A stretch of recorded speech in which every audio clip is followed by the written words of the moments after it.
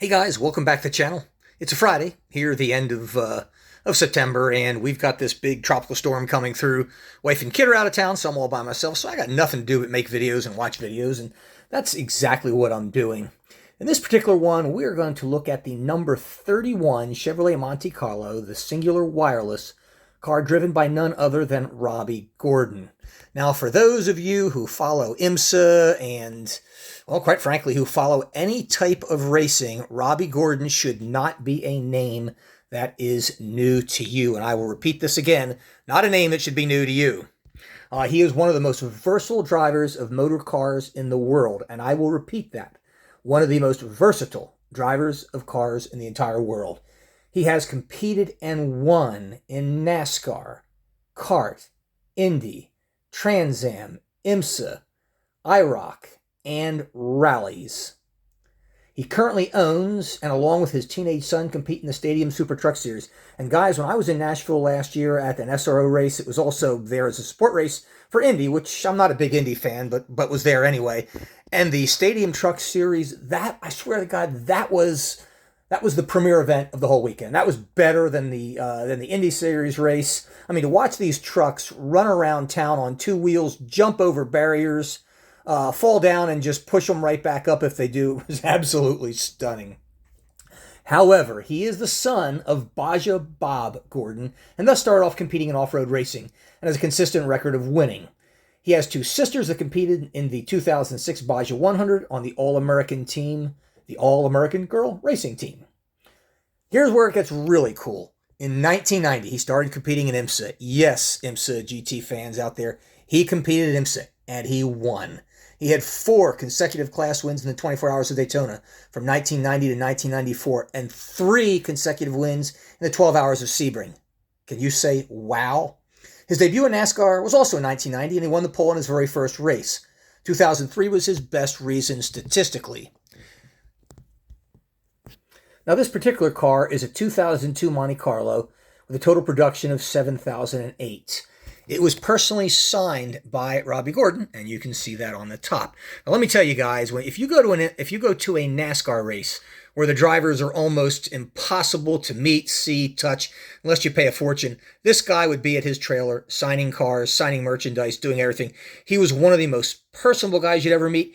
He was also a broadcaster, and when he wasn't racing, he would be on the broadcast team. Now, NASCAR wasn't the best series he competed in, even though he did race over 19 years and competed in 396 races. He had 3 wins, 39 top 10s, and 1 pole. And if you can win in NASCAR at the Cup Series, you've done damn well. If you can win 3 times, you've done pretty gone well. In the NASCAR Xfinity Series, he also competed in 54 races over 9 years. Obviously, this was not a priority for him. He had 1 win, 18 top 10s, and 0 poles. I mean, the guy wins no matter what he does. Now, this particular car is the now defunct Cingular wireless car, and this was back in a time when every wireless company was trying to get on the map. And, you know, quite frankly, if they couldn't get on the map, they'd sell themselves to Sprint or somebody else like that, or AT&T, and whoever started up the company would be an instant millionaire or billionaire, whatever the case may be. This car was really cool with the black and orange, with that Cingular logo that kind of looks like a guy jumping up and down that a 6-year-old would draw. But nevertheless, a pretty good-looking car for a god-ugly car, that being the Chevrolet Monte Carlo. Now, guys, as all NASCAR cars are 1/24 scale, the hood and the trunk open on these things, I have a hard time keeping the hood open, so I'm holding it with my hand. And engine detail is very, very good. Trunk detail shows off the fuel cell, as well as the line going to it.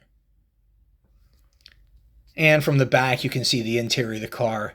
And guys, these are phenomenally detailed cars. As I said, I wish that we got the detail in 143 scale that you get in 124 scale. Now, granted, 124 is bigger, give it that, but the detail of these cars is phenomenal.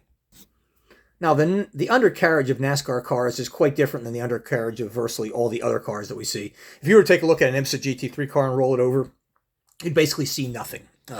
But here you get a clear view of the engine, the transmission, the wheels, and these do roll, guys, and they even come off. Oh, you see the drive shaft, you see the fuel cell here in the back. I mean, just about everything, the exhaust. is there for you to see in great detail. The box for this is nothing spectacular. It's just this, quite frankly, I call it a bare basics box, unlike some of the other ones you've seen, but the cars are really cool. Well, guys, that wraps up this edition of It's All About Racing. Hope you've learned a little something about Robby Gordon. Look him up in Wikipedia or on the YouTube. I mean, you know, the guy's infamous for a lot of things. All of them pretty much good. See ya.